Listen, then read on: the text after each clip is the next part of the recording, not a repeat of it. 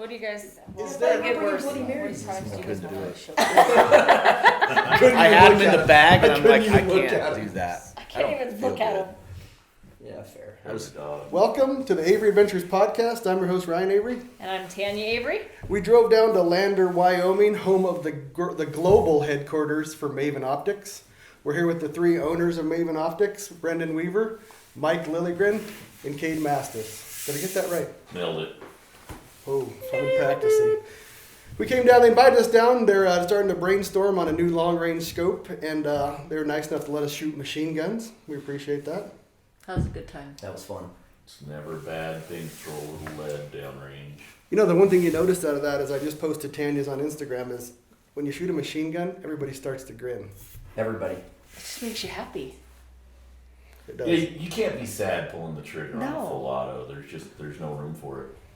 Even Brendan, who said he's not the big gun guy, you look over and he has a big shit-eating grin after shooting that P90. I've never shot a gun like that. He shot the P90, which is a really fun gun to shoot. It's a fun gun to shoot, and it's not a fun gun to load. It takes 50 rounds like that, but it takes you about 20 minutes to put that 50 rounds in there. Yeah. You have to earn it. That's the thing. If you could just sit there and pull the trigger all day and not have to load the magazine, you'd be broke. But at least Absolutely. there's some cost benefit in there. So And you can give the guy credit. Who's the guy? Kevin? Whitaker. Whitaker brought him down. We appreciate that, Kevin, because I know it's not fun to pack machine guns around and load for people. So And clean them all after we're done. yeah, and it started raining, so we did have some maintenance to do. So it was fun though. yeah, he's the FN rep, and we were pretty lucky that he brought some toys to play with. That Scar 308, that thing, that's fun to shoot. The difference between the Scar 308 and the Scar 223 is amazing. I don't know if you shot the Scar 223. I didn't. The 223 is way louder. It It's is. so it much doesn't- easier to control. Oh, absolutely. I mean, that one you 308 actually have a chance of hitting something with. The 308, it's I think Kevin was the only one hitting anything with those. yeah. The fact I that don't you- know, Ryan was holding it pretty solid. But when you saw Kevin shot, he knew what he was doing. He Yeah, stays down on it, and I couldn't. And he's a big dude, so that helps. yeah, he's a big Yeah. boy, but I couldn't stay down. It just kept driving me up. He was he free shot down it the at Raven timer at 7 400 as well. though. That's pretty impressive with the auto. Yeah, he hit the Raven several times on full auto. I don't think I even sniffed the Raven at full auto. No, That but you was a shot it cool offhand target, on the though. 6.5 Creedmoor. I did, but I'll say I practiced that. Two times in a row, though. You just picked it up, bing, bing. Yeah, you that was did pretty good with impressive. offhand shot. Well, I practiced that. I don't ever get to practice machine gun. I'd love to practice with machine gun, but I don't think the bank account can afford it. Yeah, you need an ammo sponsor if you're doing that business because that's a whole different. Yeah. Oh, Prime Ammo, did you hear that? Prime ammo. Getting tagged. So I want to kind of touch on two things that are brought up on Rockslide quite a bit, and the first one being, you guys started here in Lander. How does an optics company, Maven, come out of a small town in Wyoming? How did that all start? I know that's a broad topic, but my point of getting to it is everybody says, oh, they're just a rebranded Brunton line of optics. I kind of want to go through how that started, how you guys came out of Brunton and then started this company several years after that. Anybody want to go first on that? Sure, I'll go first. So Mike's the icebreaker on the conversation. And then we actually filter through the bullshit. I never actually have any content, but I'm willing to start right out of the gate. So. Well, the thing I think is it's kind of like Bozeman. Bozeman's bigger, but there's a lot of outdoor companies in Bozeman, and for Lander to have a really good optics company is kind of a weird place to be to grow an optics company. But why? So, I mean, people say that all the time, and I think you're absolutely... There are a lot of people are wonder about why would any kind of company with any quality, but optics in particular, come out of Lander. And I think the real secret and the secret of our whole point of this company is we started this company because we wanted to live in Lander. And in this day and age, you can live anywhere. You can be anywhere in the world and operate and do anything you want to do. I mean, obviously you have to have some smarts into it. You have to have the relationships. You have to have the willingness to travel because you travel down here. We're in the middle of freaking nowhere, but we love it here, and that's why. I mean, we want to have our families here. We want to be able to do the activities we love to do. We love to hunt. We love to fish. It's all right here, and so that's the whole reason for our existence. What we took it, where the company went to, has to do with us, not with Lander. Right. And so, and I would say the same thing's true with Bozeman. You see all these companies coming out of Bozeman. It's not because Bozeman is fostering some secret sauce, because people like to live in Bozeman. It's a cool town. That's a little big for me, so I have no interest in living in Bozeman, but a lot of people do. And so, of course, they hire each other, and it's a little inbred society now. But we don't have that yet. Might come. So, but actually, we're here because we used to work for Brunton, and that's what kind of brought us together. Together, yeah. And so it is a little bit of that. And there's we start working for Brunton, and we make all these contacts, and then as they went through their buy and sell cycle and kind of got broken apart, we all had those individual decisions to make of, do we want to move somewhere? Move somewhere to stay with the company? Do we want to move out of town to find a similar job? And we took the opportunity to create something on our own and stay here. And so that's that where you live, work where you live type thing, and it's possible now. The internet, transportation, airplane travel, the whole country is accessible within 12 hours of just about anywhere. And so the modern day communications and everything really makes this kind of thing possible, where it might not have even been feasible 15 years ago, let alone 50. And there actually is, because we're direct to consumer and we're shipping all around the country, and we ship all around the world, but obviously most of our business is in the U.S. Being a centrally located, you're being in the center of the country actually is advantageous, because shipping rates are very similar. Whether you're shipping, if we were in Denver, if we were in Phoenix, whatever, the shipping rates would be similar. But because we're central, our shipping to the East Coast is not, if you were in California, shipping to the East Coast would be a lot of time. The costs would be similar, but the time delay, that people want their stuff now. That's what, all consumers want it now. So the direct model, that was just a process of living in Lander and the internet coming of age, and you guys. Well, it's when we started to have the conversations about how to change what our business was. We were doing something after we'd been away from Brunton for 6 years. 6 years before we started Maven. Yes, that was the gap. 6 years. Yeah.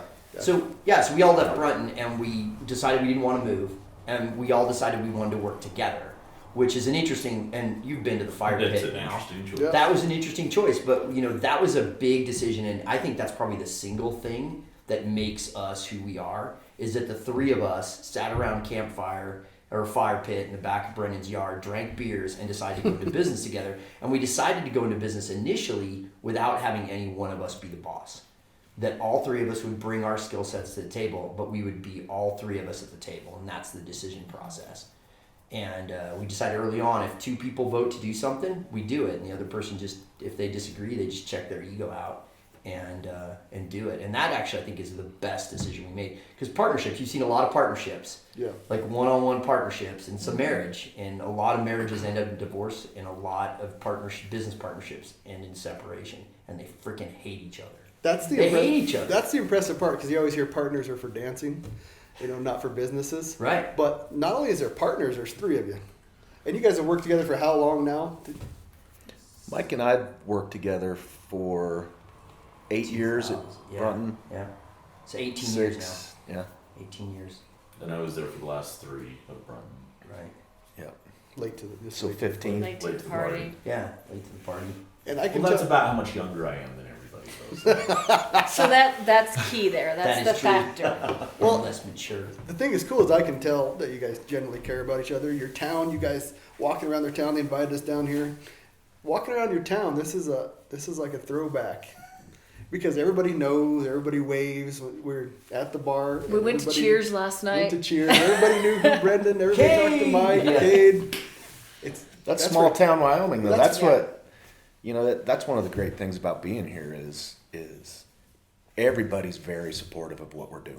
Absolutely. Yeah. So there's a lot of Maven stickers in Lander. I was like, there's another one. There's another one. So that's refreshing to me. And another thing that I'll bring up that was kind of refreshing.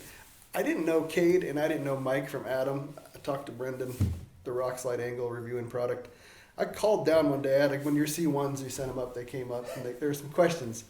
So I called Brendan. He didn't answer. He's probably busy. He probably saw. So I just called on-call their ID. 800 number, and Mike answers. And Mike don't know me from Adam. I start talking to him, and he's like, "Well, I'm on my house right now, cocking something to." You called me at like 8 o'clock at night. Yeah, and you answered the phone. And I answer the phone because we usually do, because our 800 number rings, and then if it doesn't answer in like 3 or 4 rings, it forwards to all of our cell phones at the same time. And so whoever gets And it. I saw it, and I'm like, Ryan Avery, Jesus. Just quit calling Oh, me. dude. And see, I didn't have It's you 8 on caller o'clock on ID yet. Saturday. Leave me alone. So I answered, and I was up on my roof, like fixing the flashing because I was repainting. And Mike was like, so are you going to buy anything? You just call him to ask questions. You're going to buy anything. Who the hell is this guy? You're gonna buy some optics? But you answered all my questions, and then at the end, he's like, "Well, I'm up on my roof right now because I asked you something you had to look at the computer for." I go, "I can call you right back." I'm like, "Dude, you're good. You've already taken 20 minutes standing on your roof in the dark, probably answering questions." It's amazing like if you answer the phone on Sundays, it really, people are taken off guard. They're like, Because they expect I thought to I leave was a just message. going to Right. leave a message. Yeah. Well, I think calling at any time of the day now, getting a human is odd. Yeah. Yeah. Is rare. And getting a human that knows the answers that Right. are actually accurate, not just bullshit, is Right. refreshing. Yep. Well, That's why I handle the emails. That's why Mike answers. Because he has to look up the Case answers it, first. email her. It usually takes me 3 iterations to get the sarcasm out of my responses. So. He has to send it to each. What do you Is guys that think? what you think? Is It's this only approved? three? Is this approved? Are we gonna lose a customer? He has to run it through. I have to do the same thing with Ryan, and he has to do the same thing with me. Is this okay? Did it sound bad? Absolutely. Because you have to be careful with email and stuff. It doesn't come through the same way as if you were just saying it to somebody. There's That's why I no talk on the sarcasm. phone. No Yeah. sarcasm in text No. or emails. Well, I want to cover on we did at our last podcast. Brendan talked about a little bit, but and I don't get that question near as much. But what have you guys changed? Not only nuts and bolts, just the general view of what you guys are designing and bringing to market is far superior than Brunton ever did, in my opinion. Can you guys kind of expand on that? What you guys have done from that point to now? I think technology has definitely advanced. I mean, if you look at anybody's products from 15 years ago till now, it's just technology has advanced. And so, the relationships, Cade mentioned the relationships that we had, which is why we're here today. The people that we work with in Japan are making some of the best stuff in the world. And that was the key to us getting this business going, is because those guys were very supportive of our plan. And our plan is not an easy plan. Going direct, selling custom products, something that you can't just assembly line. Everyone has to be done different. If people aren't familiar with what we're doing, we have customization options on the binoculars and spotting scopes. That kind of stuff wasn't done. I think Leupold was doing some customization on their rifle scopes, but nobody's doing that with binoculars. No. But I would say it's primarily just technology change. We were doing some really nice stuff at the end at Brunton. I think there's a second piece of it, and I think you're absolutely right. The technology piece is the biggest piece, but the second part is the money. Nobody can afford in the traditional markup model of products to do what we're now doing, because they're going to end up with a product that's competing for right head-to-head price-wise with the biggest, most expensive stuff out there. And we've all seen it. The European brands are getting more and more and more expensive. It's happened a lot. And the technology is getting better. The optic quality is getting better. But every traditional model company that has a wholesale, or it's a distributor and wholesale pricing, and they have sales reps to pay and all of that piece, when you pay as much as in order to get the best product you can, it ends up pricing itself out of competitive. And so by picking our direct-to-consumer model, we could do that. We could pay more for a product and still sell it at a reasonable price. And so instead, when you sit at the table and you're like, man, I'd really like to add fluorite crystal glass to this spotting scope. They're like, well, oh crap, that's going to add this much dollar, and you do the calculation and you realize you're going to have to charge twice as much for this product. Everybody's like, well, do we really need to do that? Is it really going to compete? What is it? And the advantage maybe is 10% in performance. Is it worth it? And now we can say, hell yeah, it's worth it. Let's do it. because let's be the best we can be, and the price is still a reasonable price to pay. So I think the model actually helped us a lot to do better product, to do a lot better product than we would have had to if we were going to try to compete with, the guys that are on the shelf at Cabela's. Right. Well, and that makes a lot of sense hearing that, because I think a lot of people have in their mind, the old analogy, you get what you pay for. So when it's not priced according to what they consider the quality that they're looking for, Right. then it's like they immediately dismiss it because it's not going to be as good. But that's not at all the reality. Yeah, that's tough. People judge by price. Mm-hmm. They do. I mean, 100%. Yeah. Just take your C1s, for instance. Uh-huh. I always say this, and I truly believe this. $800, you buy the C1s. And people are like, but they're $350. They don't get that concept that there's no middleman. You're Right. getting it right from the shop. I think people have heard that for so long with other products. It's factory direct that they just don't believe it. Right. So that's- we're going to always battle that. We send our products to editors to review, and they'll group them by price, and that's not where our product fits. Our product fits against stuff that would be, at least another third. When I looked at your RS1 the first time, I was like, man, to me, that's not a $1,200 scope. When I grab it, look at it, I think that's like an $1,800 scope. Right. So that's hard to convey to the consumer until they can touch it and feel it. Right. Yep. but that's the great thing about you guys going to so many shows, is that people have access to you. I know it's not great for you guys, but as for the consumer, We love it. there's no excuse that they can't go and test We your love products out, because you're in so many places. So they could, and not a lot of companies, even direct ones, are at as many shows as you guys are by even a long stretch. And one of the interesting things about the direct model, and it's probably the biggest strength and the biggest weakness, is that every customer contact is basically one sale. In the wholesale market, there's 3 or 4 companies that can make your year, and you put all of your time and effort and product design and everything into pleasing those 4 people. And if they buy your stuff, you're on easy street, and if not, you're laying people off. For us, it's each customer interaction. Doesn't matter if it's a phone call, an email, or seeing us at a show. Everyone that comes up, potential for one sale. If you screw it up, you Screwed up you're one off the sale. line. There's some Right. ups and downs to it. Sure. But people ask all the time, oh, how do you go to these consumer shows? Everyone in the industry, SHOT shows like the holy grail. Oh, I'm going to SHOT, and you post it on your Instagram page for 20 days that's what you're doing. Right. But no one brags that they're heading to ISE Denver, or they're heading to the Cody Outdoor Show. But you sit up there and you spend 20 minutes face to face with a customer or potential customer, or sometimes there's someone that are just there to shoot holes in your product. But you're dealing with users. Every person that comes by the booth and talks to you isn't thinking about how they're going to make a profit off selling your product. Like in the wholesale side, they want to know what the practical application is for their life. Is the scope going to work on their gun? Is the binos going to work for how they use them? One of my favorite things I hear is, I'm considering your binos, but I already own this bino case. Are they going to fit? So you're going to make a $1,000 purchasing decision off a $90 accessory you already own.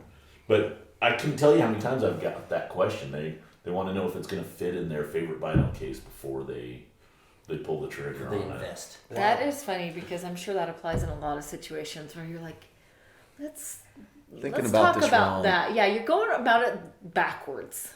But that's just, people think differently, and that's what's fun about talking to the customers. And then you end up with, we go back to a lot of these shows over and over, and they're bringing their friends and their cousins by, or we always get a super fan that comes by and says, I own everything that you make.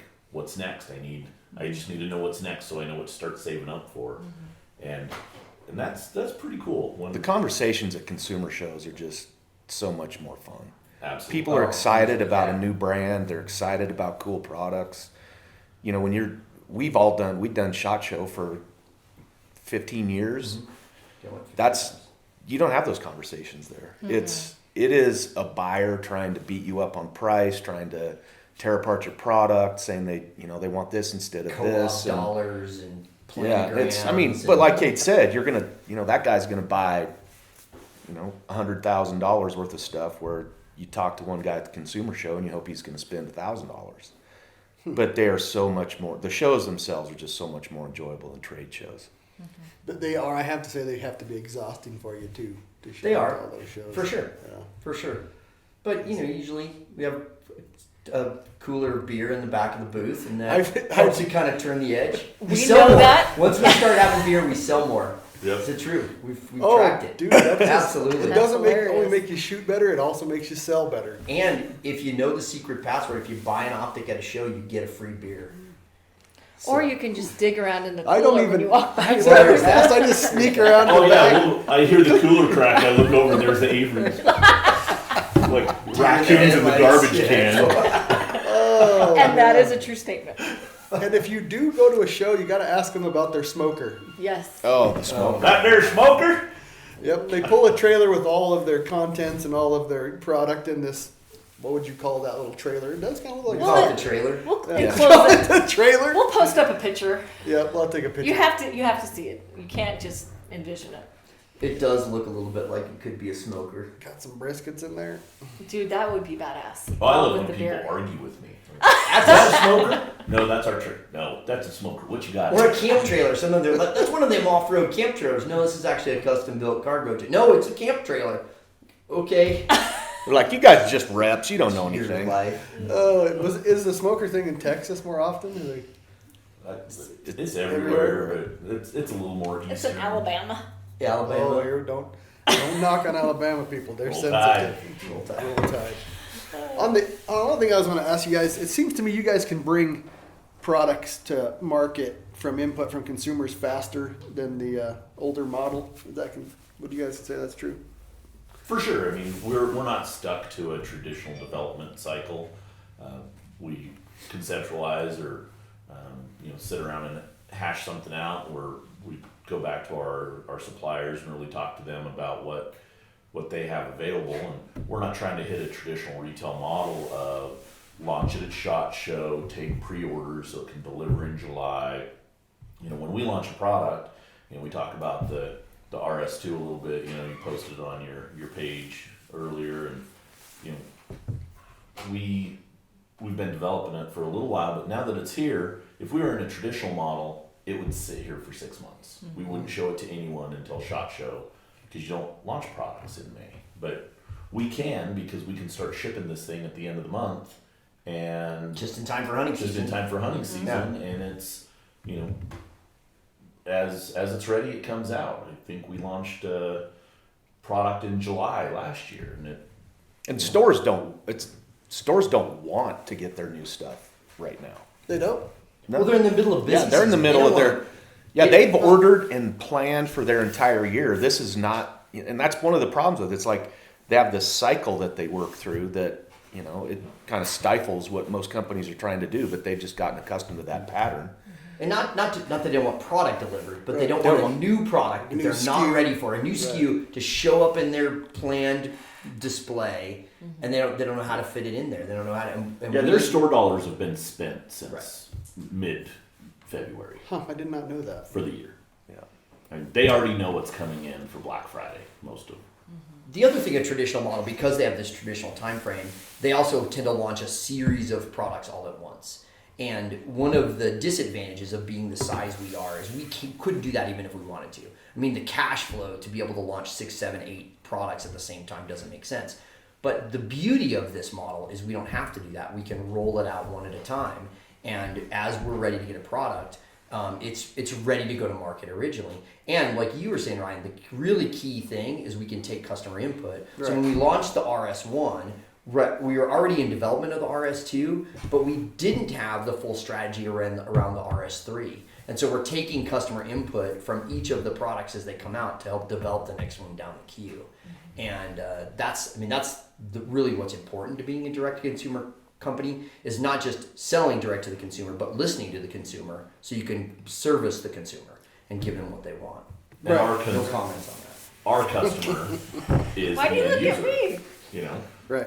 We directly care about what the end user wants because that's who we have to make happy. We don't have to make a middle party happy with what they think they might have room to sell you. Right. At what price point? Too? Yep. That's Right. that's Yeah, right, their a key gaps, factor there. you know, they're not going to bring in a new company to compete directly with their number one seller Right. or with their own house brands, which is getting more and more popular. We just kind of make it up as we go, and it works out sometimes. I would say you don't make it up because I would say, I don't know how when I fit into the mix after. Was it a year after you guys started? Maybe when I first met you. It was so we met at the sheep show 2 years ago. No, it 3 was years it ago. was Oh, Three. man. it was the This very is the one first. he went by himself. Yeah, you it was by very yourself. first. Little 10 by 10. So it was. We had launched the July before that, so it was. 6 months. 2015. As far as our company in existence, we'd been in existence for a year before that doing Okay. product development, but we had just started going to shows the previous July, so that's when we met. I get what I see on that is I see a correlation, and I am insulated on what goes on in Rockslide. That's my main focus. But people will bring things up that are gaps. People will bring things up that are wants, and all of a sudden, 8, 12 months later, Maven has that kind of a product on the market, which I find interesting because these aren't the first time these have been brought up, that these are holes in the market. Well, I think because big companies are planning their strategy around what Cabela's wants, what Bass Pro wants, and we're not. They have specific needs that they see in their store. They think that that's going to be the way the consumer is going to buy. We listen to people, and we can turn those things around very fast. And you do. That's what I like, is that you actually don't just like hear people and be like, yeah, that's great. Okay, yeah. But you can see where you take that. Well, we do that feedback. sometimes. Mostly when me and you are talking, Tanya. Besides most us, of them are like, other shit. people. they When really Ryan want has something great else. ideas, I we're said like, customers, people. absolutely. You gotta bounce that off somebody else. Yeah, Absolutely. We better, sure, yeah, that's genius. Yeah. Well, one of my favorite lines, I use it in the booth all the time, is the 10 by 42 is the number one selling binocular in America because the 10 by 42 is the number one selling binocular in America. It is a self-perpetuating thing. People walk up and the first thing they say is, where's your 10 by 42? It's like, 10 by 42 is a size and a magnification. You can get one for $20, you can get one for $4,000. It really means nothing. But that's what everyone grew up with. Your dad handed you the 10 by 42 when you were out hunting, because his dad handed him the 10 by 42 when he went out hunting. And everyone, like, you got the B2, but you don't have it in a 10 by 42, but you have the B1, but the B2 is supposed to be better. Why? Like, because we can do things different. We didn't have to, when you walk into these wholesale stores, they're like, all right, show me your SKUs. What 10 by 42s do you have at what price point? Because they know that that's the number one thing they sell. So that's the first thing they want to see from a company. So when we set out with the B2, it was like, we're not stuck to that constraint. Let's actually talk about the optical system and what's right and what will work best. And we played with that 9 by 45 to get that 5mm exit pupil because we really wanted to deliver on the low light performance. And it kind of takes people aback a little bit, like 9s and 11s, this is strange. Why did you do that? And we can explain to them because it's a performance thing, and we want you to use it in the field because it's the right thing to use. And we didn't have to please this guy with the hole in the market that he thinks he's going to sell to you. Mm-hmm. And the other thing that blows me away is how few people know what the numbers mean on the binoculars. The people who are asking for a 10 by 42, and you ask them, what does that mean? They're like, I don't know, that's the name of it, right? 10 by 42?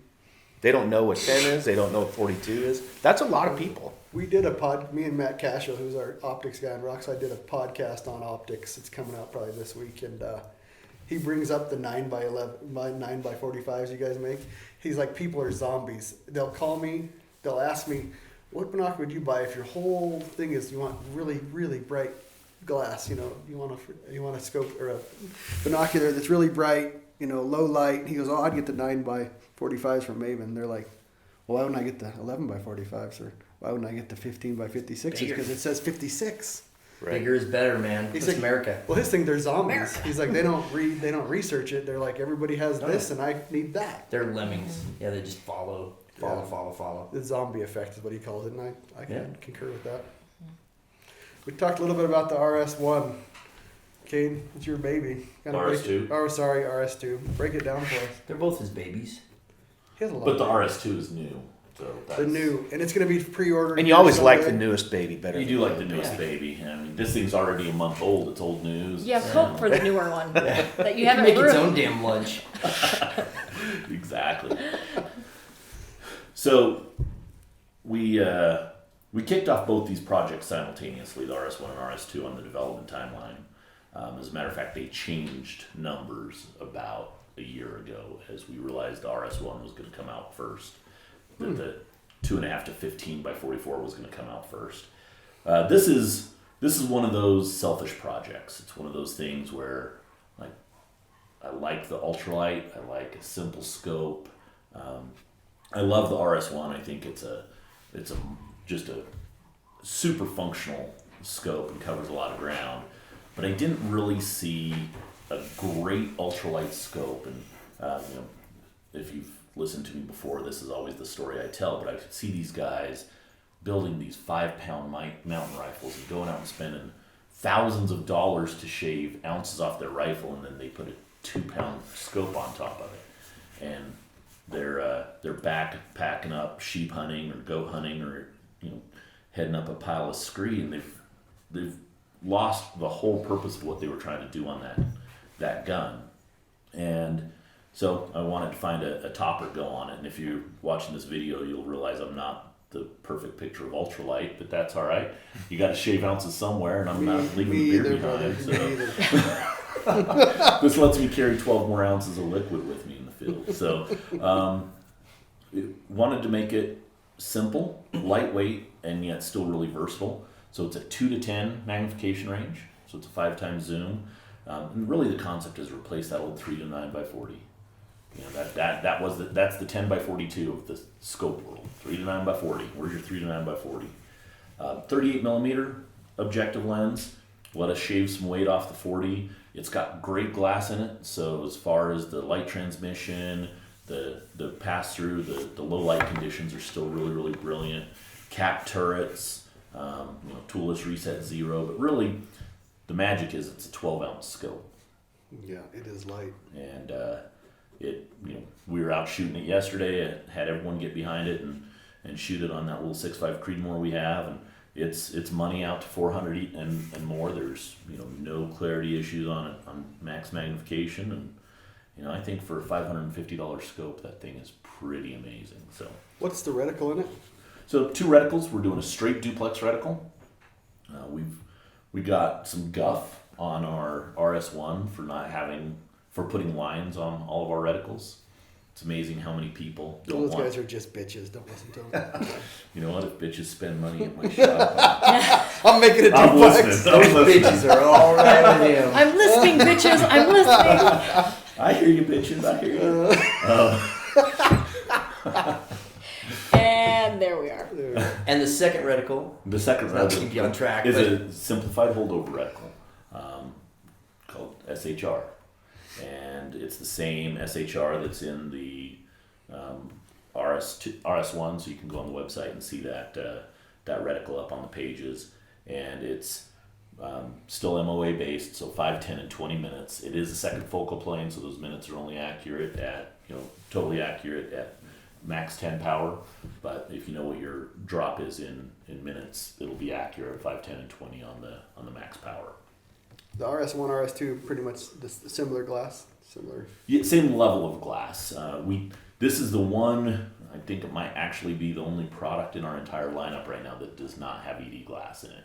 And we went back and forth on it very heavily with the engineers. They said it would add nothing. It was always a great marketing thing to put ED or HD or super wamidine glass or whatever you want to put on it. But because of the size of the objective lens and the optical system, they felt that it added weight without benefit. the density of that glass added weight, and weight was most important. But you saw the optical performance on it.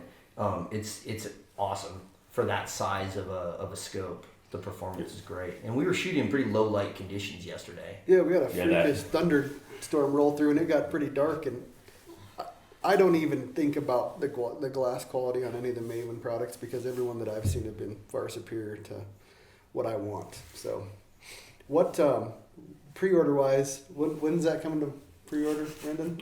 My guess is it beats this podcast out. Oh! And that will probably Yeah, this could be true. old news.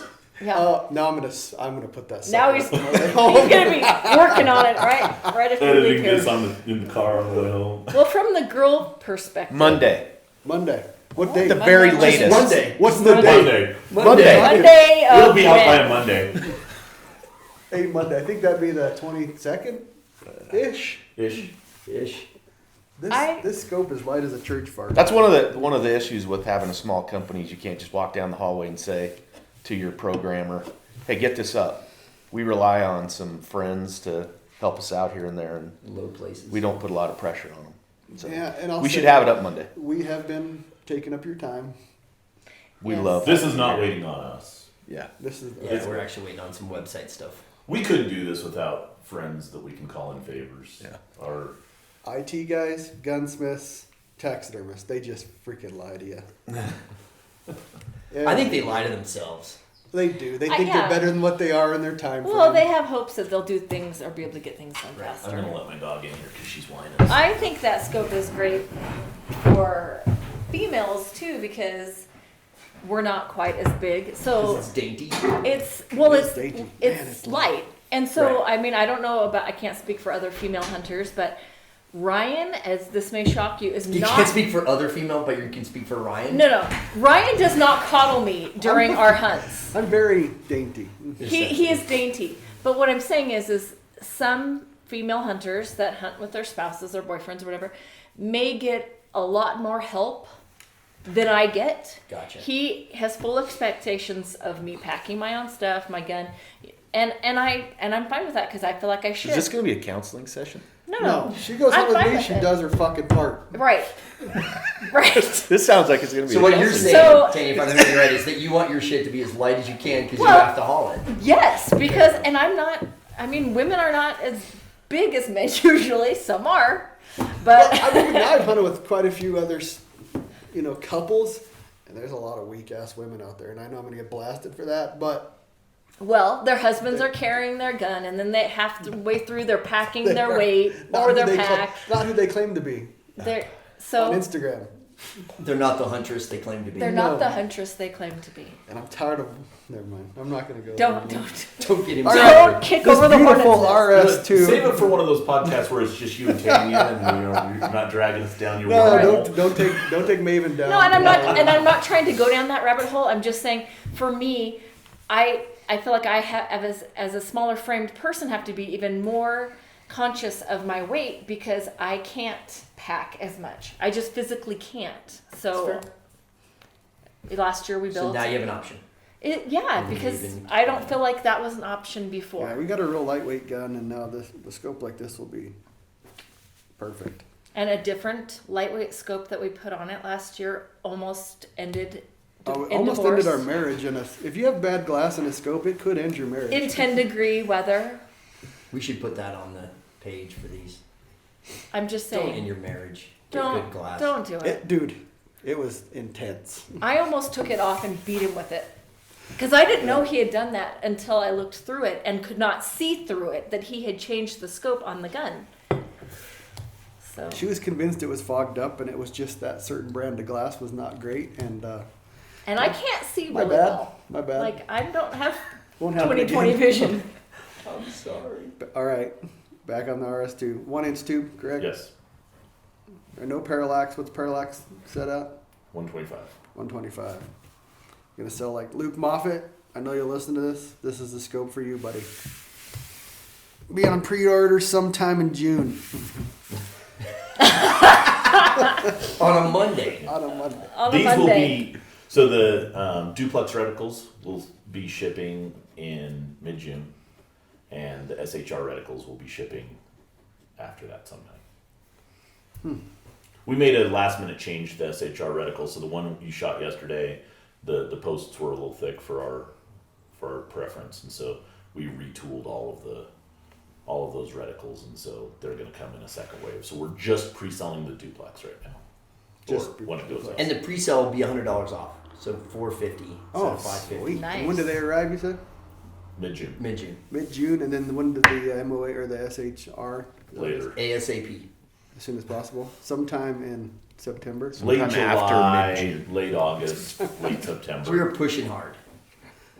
Nice. Probably August, maybe July.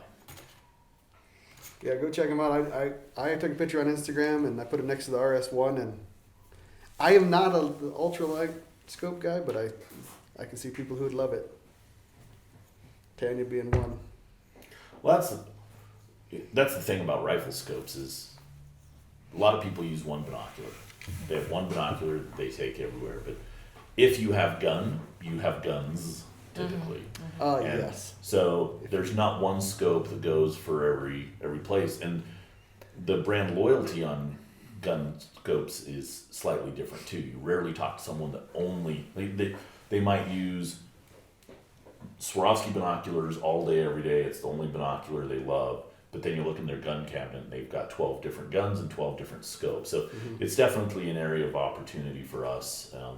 And that's the nice thing with a little bit of variety of, the 2 scopes we have coming out. And I'm sure we'll work on a third one here shortly. And, what that might be and where it can fit within someone's gun cabinet lets us hit a little bit broader stroke. So that's always fun too. We talked about this the other night, but when like all the scopes come in, do you guys have that habit of leaving and letting Brendan unload everything? As We often do. as possible. We do always. Yeah. The bigger the shipment, the less chance of that Caden will be in the office, and then he'll have to unload it himself. So they're telling us the story, Brendan. You got to finish the story, but basically they popped smoke or had something else to do, and you had to unload a whole Container. Connex. So we had in our life between Brunton and Maven, we were doing some custom projects for people, and we had a truck arrive at our warehouse that was a full container load of duffel bags. I think it was duffel bags. I think that's right. And Cade, who arranges all that stuff, calls. He's truck's gonna be there today. We got the forklift ready. Had a couple people ready to unload. The truck pulls in, huge trailer comes around the corner. We've got the forklift ready to unload pallets. We open the back and it is full of boxes and no pallets. So I called Loaded Cade. to the brim. Called Cade. I was Absolutely. like, the truck's here, but the pallets aren't. He's like, what? So they just transferred from the, when they were on the dock, they just stuck all the boxes in the trailer. And so we spent a day doing that. And it all comes around. We've all had those days. When you're a small company, you end up doing some things like that every once in a while. Everybody's a grunt in the small company. Everybody's a grunt. That is the great thing about being from a small town is that it's a close-knit community and you can get on the phone and start phoning a Another friend. time that these two ditched you, you had your in-laws and mom and dad. Had mother-in-law, father-in-law, mother-in-law's sister out in the warehouse organizing duffel bags again. That was kind of our nemesis, the duffel bag delivery. But it's a family operation. I mean, when we did the RS1 pre-sale, and we were committed to getting them out on May 1st for everyone that pre-ordered, me and my 2 oldest kids sat down here for 3 hours the night before Build packaging. gluing foam so that the packaging could go out on time the next day. So, and all of our kids have been down here doing a variety of things, and when I start the road trip in July to go down to Birmingham and the Houston show, my son's going with me. He'll be the second at the show for for that road trip, a 10-day road trip, and so we're all taking all of our families down and doing a show in Colorado next month. So there's a lot of buy-in. The bad part is I live close enough. I run over here about 3 times a day, but the other thing is about 5:01, my wife looks out the door and texts me and says, "Looks like you got people over there not going to be home on time, huh?" And it's usually because people swing by for a cold one and to chat. And Oh yes, we do need to talk about the infamous beer fridge. there is a beer fridge here. There's a beer fridge. We do a lot of traveling around the country, and it's Beer a good time for beer tourism in this country. I We do pick think- up a few beers on the road. Yes, you do. I do think that'll be the picture when I throw this out.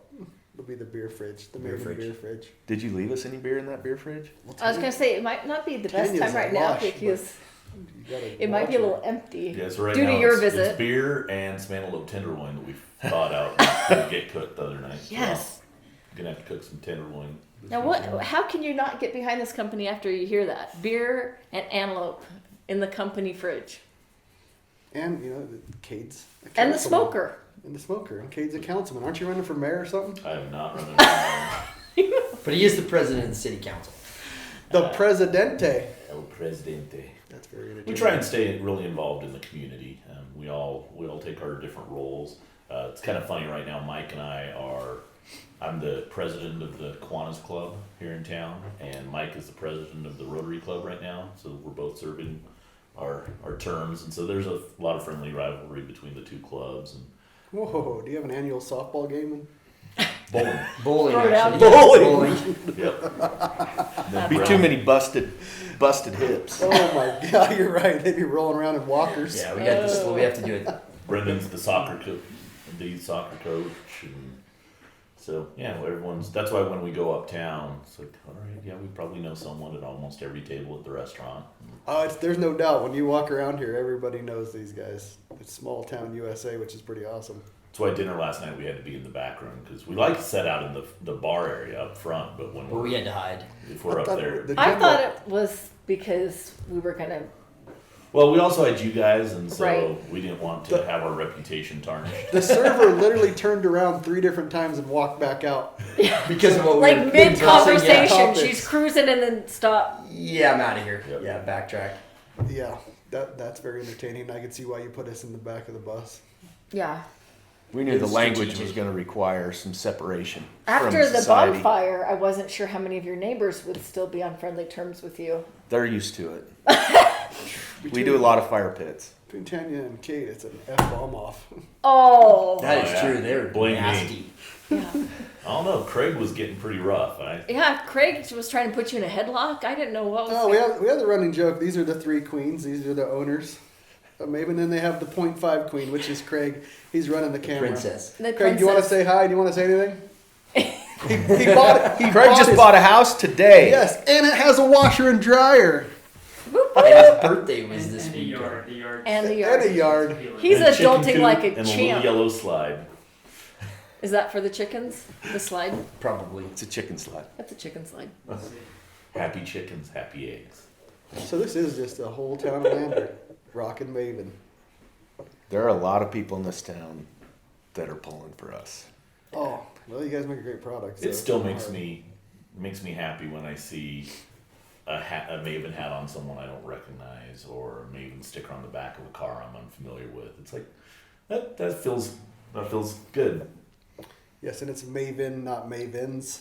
Thanks, If you're- Ryan. if you're Took you a while to asking. get that straight. Well, only about 4 years. I'm We're really not- slow learners. We're from Idaho. We love you anyway, I dude. don't enunciate, and I'm pretty illiterate, so I started a podcast. That's the requirement? That's well for half of them. If you listen to them, that's definitely the requirements. But future, what I know you guys can't let all the cats out of the bag. We'll say we came down, we were invited down to this cool little convention with. Well, one of us was invited down. Tanya was We invited. won't say, We'll we let you won't figure admit out who was who. invited, but one of you was. Brendan invited Tanya first, and then Tanya's like, I don't think I should go because it's there's a lot of guys, and I'm like, you were invited, not me. I just didn't really feel like it might be my wheelhouse because I don't like. I'm pretty new at this, so I don't feel like I know enough to contribute sometimes in some topics. And we have about had a hunting. few conversations with other guys that I was going to go hunting with, and I said, well, Tanya will come, and they're like, no ladies. Yeah, it wasn't just me. Some guys really it freaks them out when there's the aspect of a woman being in hunting camp. You might have other ideas and logic, god dang it. I don't know what, but it freaks people out sometimes. We were not freaked out. No, Nope. you We're not guys, afraid of you guys Tell. are used to. You guys can tell relief. you guys have been yelled at by women your whole lives. Joking. So yes, Never. it was a good trip down. We got to meet some really awesome people. Yeah, we had a Good good crew group of people, together. diverse crowd of different Passions. Yes. shooting optics users. Yes, we were brainstorming for a new scope, and I thought it would be, you have the tactical guys, you have the hunters, and they don't always mesh on what they want, and that was way easier than There was a lot of meshing. It We were really was. meshing. The consensus was actually, Well, yeah, I was surprised. I thought there would be more arguing. Because we thought we would probably need to meet more today. Yeah, we had left half of today open, and it was like yesterday after coming back from shooting. Well, let's sit around and drink beers and talk about what if, because we got a lot further than we thought. So, you asked what's next. Exciting things in the pipeline. More, depth, really. Depth of product, depth of focus. So there's really not a whole lot more categories of optics to add as far as width.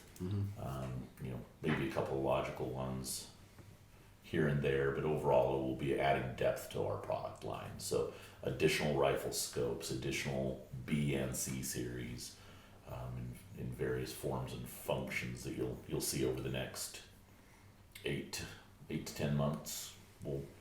I was trying to count it up this morning before coming in, and we'll add as many products in the next year as we added in the last 3 years. Wow. So the growth curve is pretty exponential, and And we're moving. Yeah, Got a new we're building. moving. Yeah, I forgot all about that. Totally forgot about that. They're getting too big for the office they're in, so they're moving uptown. Gonna be. But we're staying on gonna 4th be- Street. We're gonna be Big block. building owners yep. instead of building renters. Yeah. Yeah, so we bought a building about twice this size, just down the road, just far enough that my wife can't peek out and see if there's beer drinkers over there at 5. So that's See? an upside. Clever move. But you're working, right? Always working. Always working. Always working. Right. He's closing. He's yeah. Always be Always closing. closed. No matter what you're doing, it's somehow related to work. The leads are weak. The what? The leads are weak. Well, from what I know, you guys are coming out with is exciting times, and I'm glad to be a part of some of the suggestions. And I know I tell you probably. I think going back to the day that we met, you were asking about, excuse me, rifle scopes, and at that point we knew we would do them eventually. Right. But we only had, I think we had three binos yeah. at that time. B1, 2, and 3 at that point. Like when you do a long range scope, you gotta let me be a part of that. Yeah, and I appreciate it because nobody ever listens to me. That's a true fact. I shouldn't say nobody. Tanya never listens to me. But Brendan did, so it was fun. I was glad to be a part of it.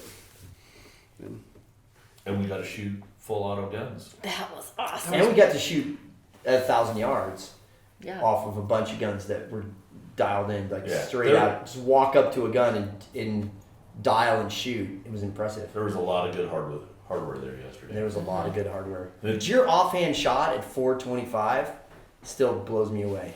That was awesome. It's all the westerns he watches. Oh, it's Practice the that wobble. RS2 mounted on an ultralight 6.5 Creedmoor. Just walked up. You said, I'm going to shoot this offhand. Boom, ding, boom, ding. That was. We all tried to repeat it. We couldn't even come close. It's the wobble effect. And the more you practice, the Control easier your it is. wobble. Yeah. Shoot at the top of the wobble. Yeah, nice job. No, machine guns was great. Thanks for having us down here. You guys can be found at mavenbuilt.com. Instagram is just Maven Optics, correct? Or is it Mavenbuilt. Mavenbuilt too? Mm-hmm. Yep. Anything else you guys want to add? Craig, anything you want to add? Nope. Craig, Go Broncos.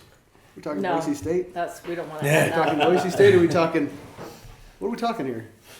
You know he's a No. Broncos fan. I thought They're we were- both Broncos fans. Oh, I didn't know Cade was. Oh, I yes. knew Brendan God, was. we've got to get the hell out of here. What about you, Mike? The You follow Cowgirls don't football? have I'm not a a team fan. anymore, do they? Oh shit! Dude, we just recruited some more guys from Idaho. We got So Idaho kids. We got, Oh. got We have some- half of Think he Boise can State. move from Yeah. playing 8-man football to playing in the pros? I'm only 6'4.5", and you ran a 4.5 I'll give him a pretty shot. good. That's pretty good. We were just at the stadium when And we were just down in at Dallas. NRA show, and we hadn't seen Jerry's World, Yeah. Mr. Burns. Yeah. He just sits up there and goes, "Excellent." All right, thanks for having us down, guys, Thanks, Thanks for for coming. being here. Thank you Yeah, very for much. sure. and we're out. Thanks, guys. Thanks for doing I that. know that's not as fun as If I was to say Mike did all the talking, it's all right.